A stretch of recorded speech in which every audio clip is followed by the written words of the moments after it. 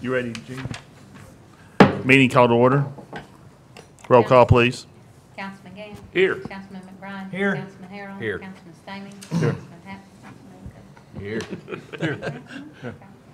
Councilman Farrer and Mayor Burke. Here. Here. Do you hear a motion for the approval of the agenda? So moved. Second. Have a motion and a second. Any further discussion? All in favor say aye. Aye. Opposed? Motion passes. The prayer this evening be given by Councilman McBride. Please remain standing for the Pledge of Allegiance. Our Father, we thank you for this day. Thank you for your blessings. Thank you for your protection on us. And dear God, I pray right now for this meeting. I pray for your wisdom. Father, your word says if we lack wisdom, we ask for it, and you will give it to us abundantly. And dear God, I ask for that right now.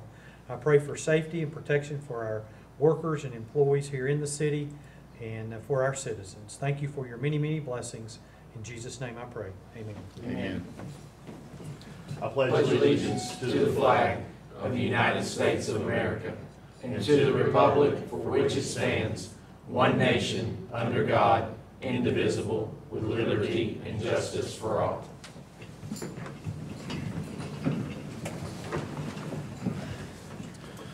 Thanks, Jim. Charlie B. calling me. Here a motion for the review and the approval of minutes of the previous meeting dated July 27th, 2020. So moved. Second. Have a motion and a second. Any further discussion? All in favor say aye. Aye. Opposed? Motion passes. At this time, we'll recognize any visitors and citizens here today with any praises or grievances. Take the praises first. Hey, Catherine, how are you? Anybody? Okay. Communications from the mayor. I don't have much, but I do want to congratulate Mr. McBride and Mr. Gann and Mr. Harrell for signing up for 4 more years unopposed, and I'm looking forward to working with you guys for at least 2 more years. Congratulations. So congratulations. We always get the bad draw, don't we? We're in the wrong side. It's the good side. Yeah, it's one side or the other. But anyway, congratulations on that. Thank you. Thank you for your service. City School Board report, Ms. Johnson. Good evening. I have brought some of my good friends with me today that I would like to start off my Clinton City report to introduce you to. So if we could have Miss Adeline and Miss Kinsley and Miss Charlotte come on up. I have invited these 3 fine Clinton City schools, now 1 Anderson County schools, but we're still going to claim her for a little bit longer.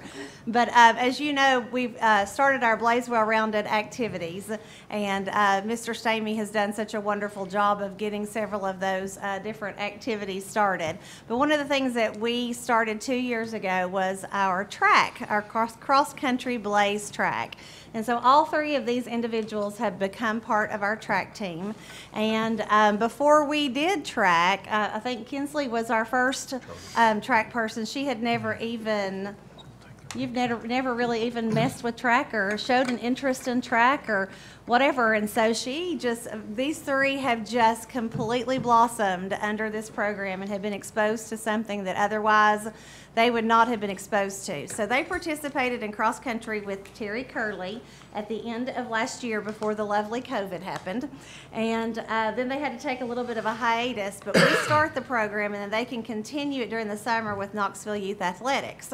And so they did just that, and they went to several of the meets throughout the summer, and all 3 of these fine Clinton City people qualified for the national championship that was held in Florida.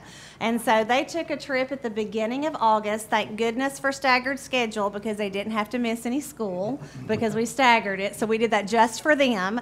But they went to Florida and they competed, and I wanted to personally and publicly let you know how they represented the town of Clinton at the Nationals. So Adeline Queener, she actually went down, this was her first time participating at the Nationals, and she competed in the 100, 200, and 400 meter, correct? And I'm going to tell you what, she may be small, but she is feisty as they come. She can run like no other. But anyway, she actually walked away with two of her personal best times. So competing with people all over the nation, she walked away with two of her personal best times, and we are so incredibly proud of her. And this year, what grade are you in, Miss Adeline? She is just in the 3rd grade, so she gets to run with us for 3rd, 4th, 5th, and 6th. She gets to run with us for 4 more years. So there is no doubt that she will be making another national trip, I am sure, to represent Clinton City Schools. And then we have Miss Charlotte. And so Charlotte, this was your first year of track, correct? She had watched older sister do track for a couple of years, but she started doing track, and wow, she made a great debut. Her very first year with Clinton City Blaze track, she ends up at the Nationals, and she walked away with 5th place nationally in shot put and a personal record. Wow. So she actually was 5th in the nation in her age group with shot put.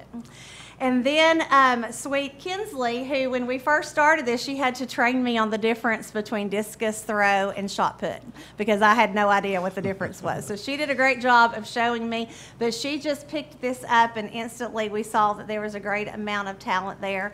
Her parents kind of picked up on that with some individual coaching, and so this is actually her 2nd trip to the Nationals, and she walked away with 3rd place in discus in the nation and 6th place in shot put in the nation.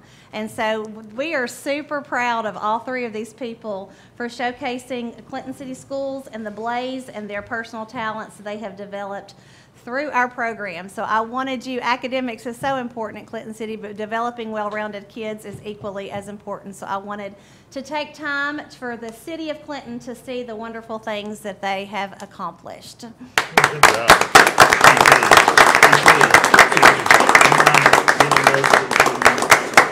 Guys, we have a Mr. Stamey, I know you're not used to seeing him without a hat, but this is Mr. Stamey. Roger, why don't you tell them what they'll be receiving? Let them come up there because I'll get a picture of it. So I want you to walk up here on this stage and let us honor you.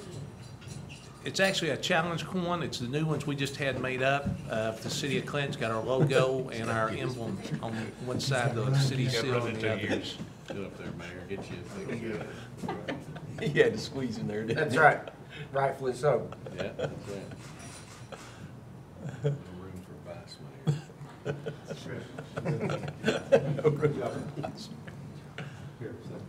Congratulations, guys.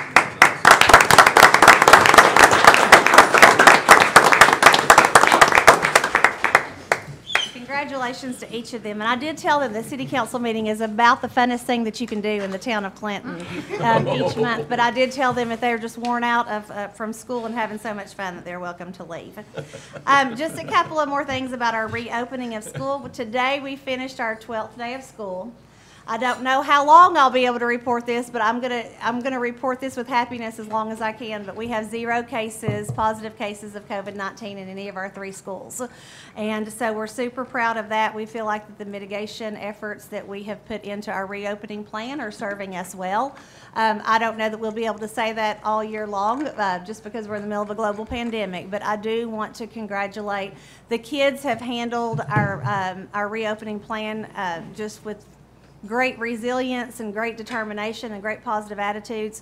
Our teachers, they're working so hard, and then our parents have just done a great job of communicating to us. They're keeping kids home when they're sick. If they're worried about a possible exposure or wondering how they need to deal with something, they're doing a great job of calling us first before letting the kid come into the school. And so we've been able to really offset a lot of this before it ever enters our building, which I think is going to be a key to us remaining open. So I hope to be able to continue to report good numbers to you with regards to that.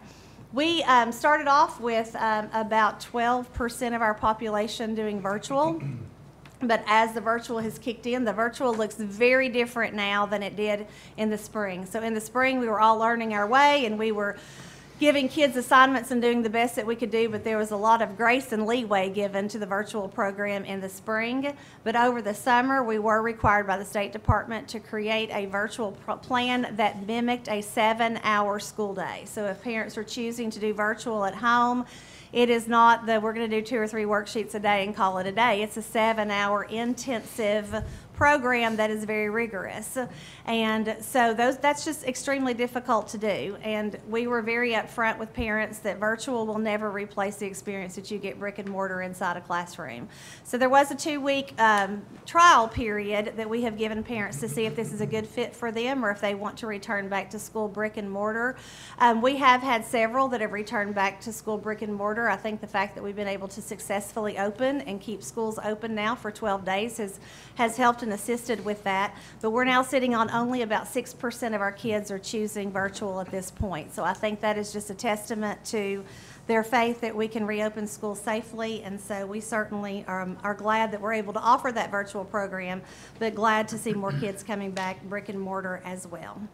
And then finally, just an update on our Clinton Elementary School addition. We do have a temporary certificate of occupancy right now. The contractors are working on our punch list, and if you know Scott Ray, the punch list goes down to every single nail that has been put into that addition. So he is looking over everything with a fine-tooth comb to make sure that we get everything in tip-top condition before we completely take occupancy, but that should happen very soon. So lots of good news. Any questions for me? Any questions for Kelly? You come in under budget on the expansion? Under budget? No, about at budget. We had to, the $70,000 contingency that we put in was eaten up when they found the rock in the parking lot. And they actually, we moved over the driveway 30 feet and we kind of redid the parking lot to save money, but that took our $70,000. But the good news is that when they redid the lower parking lot in the back, with how they reshaped it and striped it, we gained 11 parking spaces. Wow. So how you can lose 30 feet of space and you gain parking spaces, that's why I'm not an architect, but we'll take it. Any other questions? Thanks, Kelly. Thanks. Clinton Regional Planning Commission report, Councilman Gann. The Clinton Regional Planning Commission and Board of Zoning and Appeals met on August the 16th. The Board of Zoning Appeals applicant Rick Meredith requesting right side setback variance to 5 feet for property located at 422 Mariner Point Drive. This was for a detached garage, and based upon the fact that the lot is a narrow one and the request was reasonable, this was granted. Applicant First Place Finish requesting front setback to 18 feet for property located at 825 McAdoo Street. This is the Clinton Housing Authority, and they were extending the front porch addition, and so that was granted. Applicant the Hicks Group requesting reduction of pavement width from 26 to 24 feet, reduction of right-of-way from 50 feet to 40 feet. This is part of the ongoing discussion between the city and the Hicks Group, and I think they reached a resolution. In fact, we passed a final approval I'll go to in a minute, but based upon that agreement, that was approved. The Regional Planning Commission met the same night. Applicant Creative Structures requesting final site plan for property located at 224 South Main Street.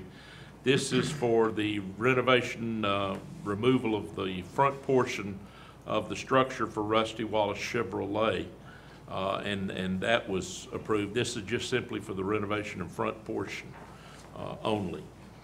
And then applicant the Hicks Group requesting final plat review for the property located at Frank Price Boulevard, which has been a point of discussion for some time. And that was approved contingent upon City Council accepting the streets and the acceptance of the street names by the E911 board. So that also was approved. A good portion of the meeting was dealing with the agricultural overlay, which we have been dealing with for some time, for some months. We have a couple of citizens that live on almost the very end of Blockhouse Valley Road really, to be honest with you, been very patient with us. They have horses, and they've tried to work with us to try to deal with this agricultural overlay that we're still struggling with. And the thought was that perhaps we could pass a special exception and take care of their problem while we're still hashing this out. But what we ran into, there were 2 proposed ordinance amendments to City Council in November 2019. Ordinance 646 proposed to amend Title 10, Section 10-102 to remove the 1,000 feet distance restriction and place the regulation of animals and agricultural uses under the provisions of Title 14, the zoning ordinance. And Ordinance 647 provided specific amendments to Title 14 relative to animal control and agricultural uses within specific zones. They were passed on first reading, and a public hearing was held on December 18th. When it came before City Council, the Council decided to table both ordinances and refer them back to Planning Commission.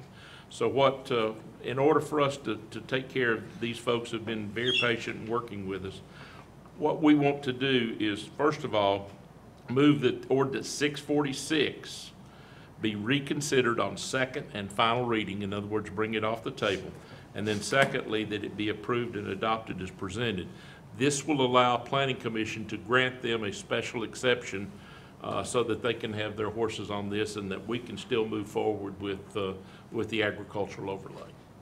We'll deal with that later on, but this, we thought we could do the special exception, but there's a little thing called the Clinton Municipal Code that wouldn't allow us to do that until we took care of this problem. Any questions? I have one.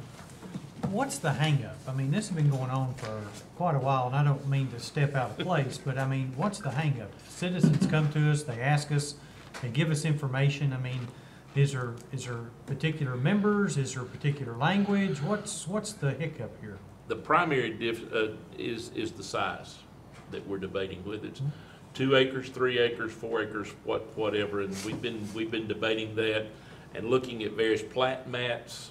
I think there's some consideration about certain areas of our city that are very residential, that if we set the limits at 2 acres, that would allow animal use in those areas.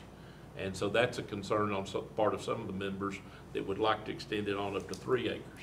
So is this going to be I mean, again, not meaning to be out of place, but is this something that's going to be rectified in the next 30 days? Or, I'm hopeful. I mean, or is we talking another 4? I just feel like that as Planning Commission is a body that's appointed by the mayor and so forth, but I just feel like that it's a reflection upon us as council for a lot of folks, but there needs to be some resolve to this matter, whether it's 2 acres, 2 1/3 acres, or 3 1/4 acre. I just feel like that this has been going on.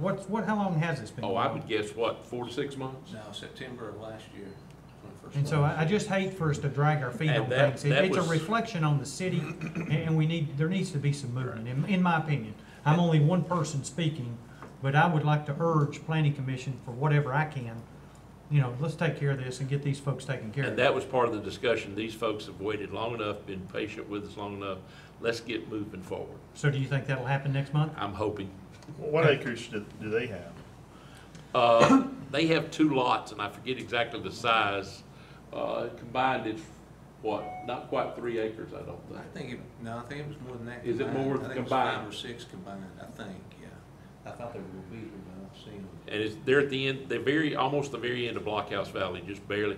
And part of what we're dealing with is the fact that there are some people who are involved in animal raising that did not come to us to get approval. Is there 1 or 2 members? I mean, you don't have to tell me the names. Is it 1 or 2 hang-ups, or is it half and half, or what? Probably 1 or 2. Okay. I just hate to keep dragging them Oh, out. I would agree with you, and I think generally the majority of the planning commission feels the same way. If we approve this, will it make the long-term process even more long-term? No, what this does is allows us to deal with specific instances while we're putting together a complete overlay. It does away with 1,000 feet and refers it to zoning. Right now, we don't have anything in zoning on it, so that's why they have to get a special exception. But will the zoning agree to it? Because, I mean, they're having a hard time agreeing now. Our proposal was, let's give them a special exception, but what we found is that's contrary to Clinton Municipal Code. So we have to approve 646, and that will allow us to give them a special exception as it would anybody while we're currently considering this. You still would not be allowed to have an animal unless you had the special exception Right. until something gets passed in zoning. In 647, and we're not considering 647. So are you entertaining a motion now for 646 or later? I think they're going to do it Okay. later. Yeah, We'll have to bring it off the table, then we'll have to, Okay, Two motions. yeah, two motions. Bring it off the table and then vote on it. okay. Mr. And I Gannon, agree with you, it has drug on long enough. Mr. Gannon, are they specific with the type of animals that they want to use in this specific? They're horse, they raise Strictly horses. horses. Yeah. Which has to have about an acre per horse, right? It has to have a large, and see with the 1,000-foot guideline, they're really constricted. Right. In fact, they're with us now. I was about to say, we were talking about you all. We were all quiet now, you walk in. Is there anything you'd like to talk to them Well, about? I just brought it up. They didn't hear, but I say that, I mean, I'd like to urge planning commission to move on. My language is gonna be to untable 646, and with that, I'd like to also add language to encourage planning commission to grant this special exception and to get this fixed. So, we can move on later, but Any I other agree. questions for I Councilman agree. Gann? So Larry, what we're trying to do is work out where they can have their horse farm and then keep, cattle grazing on Eagle Bend, Well, right? yeah, Because that's- there's lots there on Eagle Bend. Right, that's one of the major concerns. Well, all of a There are sudden, somebody say, hey, I'm gonna have a cattle outfit, and Right. here we go. And I live on Eagle Bend, can I have cows? And you're one of the ones that has the size that, I got 13 acres, surely I can have But, I cows. mean, there's some acres right there, right, yeah, I agree, For Morristown. Yeah. right very close to Gotta be you. born yes, there. yeah. Anyway, so is that what we're trying to make sure that, Right, we want to take care of their problem and then. try to without resolve creating it. another one? Yeah. Okay. I'm gonna get some guineas. Anything else? Thanks, Larry. We don't have a CUB report this evening. Any other board and committees? Larry, we have anything under board, other boards, committees? Not that I can think of. Roger? Okay. General government report, Mr. Hauk? Thank you, Mayor. Status of current activities, we're pretty much status quo as of last month. The governor's current orders do expire this Saturday, the 29th, so we're kind of expecting something to come out sometime this week, see where we go. He did, though, 2 weeks ago, we are working with our youth groups to adhere to the Tennessee Pledge for non-school related contact sports. That's a new guide he came out with for football and some of those activities. We're working with football, baseball, softball, all trying to come up the right guidelines so they can try to do something maybe this fall. Finance, I'll defer to Gail. You got your sales tax report and your income statement report. Our sales tax was up again this month. Year to date, we've actually closed out for those revenues. We've almost 3% this year, which is about almost $100,000 above last year. Countywide, they were up considerably, and which equated to probably a little over $250,000 for Clinton City School System. So our sales tax has done very well, and we saw the same kind of trend in our other state revenues.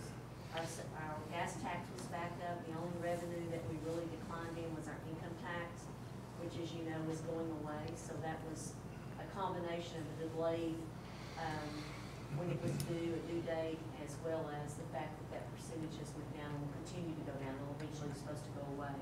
So our numbers on that was very good. Our property tax, we've done very well this year. We've collected our aggregate as of Friday a little over 98%. So our collection rate was very good this year. So as in part of Roger's report, you said we're asking for some reserves to be set up based on the fact that our revenues have, and we hope continue to be ahead of what we currently projected. Any questions for Gail? So you think most of that revenue increase from the county's the internet tax? That's the only explanation I'm getting, so yes, I assume so. But the state revenues were good as well, correct? Yes, all of our state revenues have come in a little bit above last year again, except for the income tax. Our gas tax had declined that 1 month quite drastically, but it's picked back up. March. If you notice, like, is the the hotel tax and the car sales tax, does it seem like it's going up again? Well, our hotel motel, has been down some, of course, that's a local tax, but it has been down some depending upon the hotel itself, but it has come up from what it did the 1 month where it dropped so drastically. Good, good. Anything else? Thanks, Gail. Thank you, Gail. In accordance with the city's fund balance policy, we hereby request authorization to assign fund balance for the following purposes: $200,000 for street resurfacing, $250,000 for various capital projects, and $40,000 assigned for employee safety and longevity program. Hear a motion for approval? So moved. Second. Have a motion and a second. Any further discussion? So basically, for citizens who may not listen or understand, or this is money that we had left over from last year. This is almost like at home, you have your income and you have your expense. We had an excess income of around $490,000, Correct. which is awesome. Okay. And that's how we've been doing a lot of the A lot, projects over the yes. last 7 years, so that's. paying Not cash flow. borrowing money, Right. waiting till the end of the year, seeing what's left over, and then, just like we do at home, if you've got a little extra money, you go do a particular project. Correct. I think that's awesome. And I think that's a testimony to the city staff and your all's day-to-day financial stewardship. I agree. Any other discussion? All in favor say aye. Aye. Opposed? Motion passes. Thank you, Mayor. That's all I have. Any questions for Roger? Thank you, Roger. Under ordinances and resolutions, first reading of new ordinances, ordinance number 652, tax year 2020, for the fiscal year 6/30/2021 property tax rate. Hear a motion for approval? So moved. Second. Have a motion and a second. Any further discussion? And that tax rate's going to be 86.5? 0.8646. Didn't round it up at all, huh? It's a little bit of money. Save And- $12.50 on And that. then again, I mean, to allude to this, somebody speak to it that can speak more fluently, I guess, than I can, but appraisal values went up a few months ago. Yes. Reappraisal, but the tax rate is gonna go down Correct. so that the taxes stays the same. Stays the same. Well, We are not going to experience any kind of tax increase. well, let me go a little bit more on that. Let's just say, for example, if it went up 15%, if I can use percentages. So it goes down 15%. But if your house was appraised at 18%, well, it'd go up 3%. Go to 3%, that's right. If it was But the- down right. 10%, it'd go down 5%. But the tax rate portion. But the bar is the 15. same. Yeah. Yeah. Bottom what- line, you're paying the same taxes. That's right, This year that you did last year. correct. If your appraisal was the same, though, if your increase. The process the county goes through is they actually look at a dollar amount that property brought in the prior year, excluding any new construction. So they pull out anything new, and they actually have a dollar amount. So if that dollar amount was $1 million, they calculate based on that what a tax rate would be to bring in that exact amount of money. Same amount again. So as Scott said, depending upon where you're at in that, you could go up, you could go down. But in a perfect world, if everybody's went up, it would be even with $1 million. Right, okay. Any other discussion? Might just also mention several municipalities around us did raise taxes. Well, they didn't lower their tax rate. Well, they didn't lower the tax rate, that's Yeah. right. Yeah. One by 21 cents. Another good reason to live in Clinton. That's right. That's right. Any other comments? Roll call, please. Councilman Gann? Yes. Councilman McBride? Yes. Councilman Harrell? Yes. Councilman Stamey? Yes. Councilman Hatmaker? Yes. Councilman Fair? Yes. Mayor Burke? Yes, ordinance number 652 passes on first of two readings. Second and final reading, ordinance number 646. This is amending the CMC Title 10, which is the animal control regulations. Take it off the table Got to first. take it off the table. So how about I just I make a motion to take it off the table. Second. have a motion and a second. Any further discussion? Roll call, please. Councilman Gann? Yes. Councilman McBride? Yes. Councilman Harrell? Yes. Councilman Stamey? Yes. Councilman Hatmaker? Yes. Councilman Fair? Yes. Mayor Burke? Yes. ordinance number 646 is taken off the table. Now, are we going to do anything else with that tonight? We have to pass it. Now I go back to, it's still ordinance 646? Here, a motion to pass, to approve ordinance number 646, amending the CMC Title 10/Animal Control Regulations. This is the second of the final reading. So moved. So moved. Second. Have a motion and a second. Any further discussion? And Bill, with we this- did- With this, I would like to, verbally ask Planning Commission or BZA, whoever it is, that act on this and try to get this taken care of in the near future, for whatever that's worth. You just want to just add that, just Yeah. comments like that in there. Excuse me, Mike. Go ahead. So once we do this, then that gives you guys the ability to give them the It gives us the ability the to grant. waiver, so to speak, as grant- we're working and hammering out the. Right. Perfect. This allows us to give special exceptions and Yes. variances. Okay, thank you. Any other discussion? Roll call, please. Councilman Gann? Yes. Councilman McBride? Yes. Councilman Harrell? Yes. Councilman Stamey? Yes. Councilman Hatmaker? Yes. Councilman Fair? Yes. Mayor Burton? Yes, ordinance number 646 passes on second and final reading. Under resolutions, resolution number 799, this is the Anderson County IDB revised payment in lieu of tax matrix. Phil, would you like to speak on that? I can, Mayor.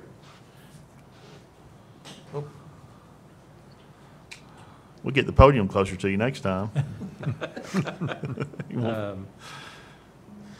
In 2017, I think Mr. Thompson was working to revise the matrix that he had developed prior to that, which the council had approved a number of years ago. And in late 2017, the Industrial Development Board approved the revised matrix. As I recall, the only primary changes between the two, between the current one that the board approved a few years ago and the old matrix, is that the new one provides a little more incentive for investment and a little less for the number of employees. And the old matrix gave a few points for employment of Anderson County employees, and that was removed.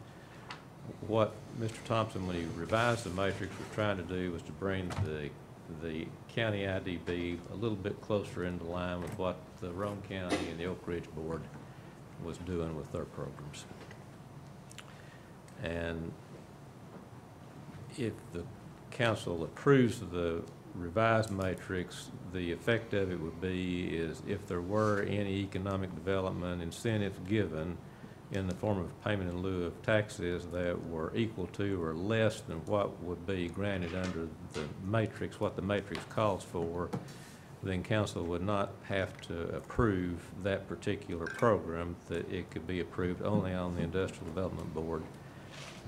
If the project asked for greater incentive than what the matrix called for, and the project was located within the city, it would still have to come before council for approval. So what action do we need to take tonight to approve this? Pass, yeah, approve the resolution. So, is this, you said this has already been in place for a while with the CETA? IDB, if I remember, I approved it late in 2017. The county commission approved it. Mr. Thompson took it to county commission and they approved it in 2019. Their method of approving it was not such to where we could look in the minutes and really tell what they approved, so they approved it by resolution so we could tell what they adopted. Again, they reapproved it at their last meeting last week. So yes, it's been in place for a number of years, but for a few years, but we've not had any project come So up. IDB's approved it, the CETA's approved it? Yes, the CETA approved it. Okay. Mr. Thompson worked on it, I think, for about a year before the Okay. IDB approved it. Andy, and you're good with this? Yes, I do, sir. Okay. Actually, it takes into consideration projects, some of it was 100 million or more. There was no extra incentive to do anything more than 100 million. So Okay. actually, it moves up, I think it's like 110 million after that. Okay. It All gives right. more points for investment, capital investment in the project than the old matrix did. Okay. I already asked for a motion in a second, Anna.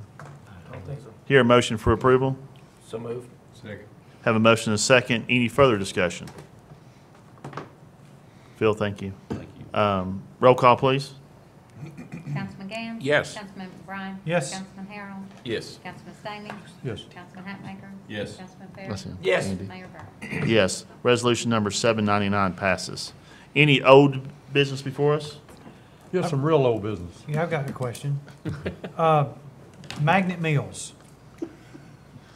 It's looked the same for quite a while. What's the status on that? We are moving forward as of last week. Once again, they've been telling us all summer that they were going to clean it up, get it over. We've not seen anything. They moved the track, go back in prior to the last council meeting. I don't think it's been moved. So we're starting the process of getting prices to clean it up. We've contacted our attorney, Mr. Harb, on this matter. He will send them a letter. Once again, his recommendation is to give them, so many days, which is fine because the cost is going to be over our $25,000, so we'll have to do a formal bid. So that'll give us time to get bids in. And our game plan is hopefully next council meeting, we'll bring the bids in here, get it approved, and we'll condemn the property, go in and clean it up. And when we say clean it up, just not remove the rock and the debris, but actually bring topsoil in, dress it up, seed and sow it, cut all the brush down, get it to where it should be. And it'll probably be, estimates probably will be around $45,000 to $55,000, but once again, that'll be a lien that will stick on the property, and when or if it sells, we'll get our money back. And I know there's legal issues, but why do we have to keep sending letters? I mean, they're non-compliant, and I mean, with letters comes time, and with time comes more excuses. I mean, I understand that, and I know we're going to do this, but Mr. Farah, I mean, is that legal? I mean, I think it's, I would think that we have a right to move in with adequate notice. I mean, what's adequate notice? I don't know, but I'm for saying, hey, in 2 weeks' time, because it seems like we give them 30 days or 60 days or 45 days. 90 days. And on the eve of, somebody decides to fire up a bulldozer and then turn it off the next day. I mean, I'm for putting, I feel again that we're dealing with folks that are acting in some bad faith, and we've extended enough courtesy over the last 7, 8 years that I've been involved with this issue. And my direction to city staff, and that's just this particular councilman's view, that we need to exercise all zeal in seeing that property gets cleaned up. So I would echo that to council, our council, Mr. Harb. Again, I can only speak as one individual, but I'm tired of extending an olive branch.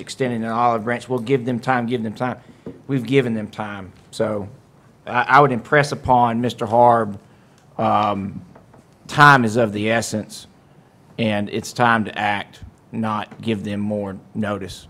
I think you're speaking for the council. Yeah. Thank you. And can we have something, how these proposals or these requests or bids, is it reasonable that next council meeting we would have something we could Most approve? definitely, Yeah. And I mean, I would be for, I don't know what the rules say, but if you say, hey, we got some bids in, I'd call the meeting, give the adequate notice, and come in here. I would I'm too. that serious. Yeah. Because we wait another I would 30 too. days, and Every time we wait, we just get excuses. And so, I mean, I don't know what the We can do a proper, special call meeting if we can get Yeah, them I'm in ready to quick. come in. a 'Cause we don't special, need, what's the this is process the for time. special call meeting? A certain amount? Advertise it. What's the time for a To be able to special call call one? meeting? For a special call meeting, what's the time? It's 5 or 7 days, isn't it? We normally allow about 7 days. about The 7 days, 7 days. either. Is that by- Well, I think Jim asked a good question. Can we go ahead and pre-approve a certain dollar amount? Well, we don't know. We just got an estimate in, so we're not Yeah. sure. We can't? no, because We can't do it'll up be to a certain amount? RFPs, won't it? Yes. Okay. We could do a special call meeting, Yeah. because it's 5 weeks in between meetings this time. I just think to the citizens out there, this council's ready to come in at a moment's notice if we have to. It may not be feasible. We may not be able to do that. But if at all possible to get in before the next council meeting, we're Yes. ready to do so. I would come, and the thing about it is, the longer we wait, because you're gonna have these excavators, it's gonna be a time frame, et cetera. Then you're gonna get into winter time, and then the weather's bad, and it's muddy, and, I mean, it's time to move. Just like I just, fussed at a little bit about planning commission, I'm gonna fuss at us. We need to do this. It's time to get moving, It's injunction time. whatever that means. Anything else? Good comment. E.T., you had a comment under old Same- it business? was the same It was, concern, okay, yeah. all right. Any new business before us? Andy, do you want to, a couple of people in the councils haven't met you yet. Do you want maybe just stick around, maybe afterwards, that'd be all right? Just say hello? Maybe take your mask off and see how you really look? I made him, I know. That's right. Any other new business? Motion to adjourn? So moved. Means adjourn.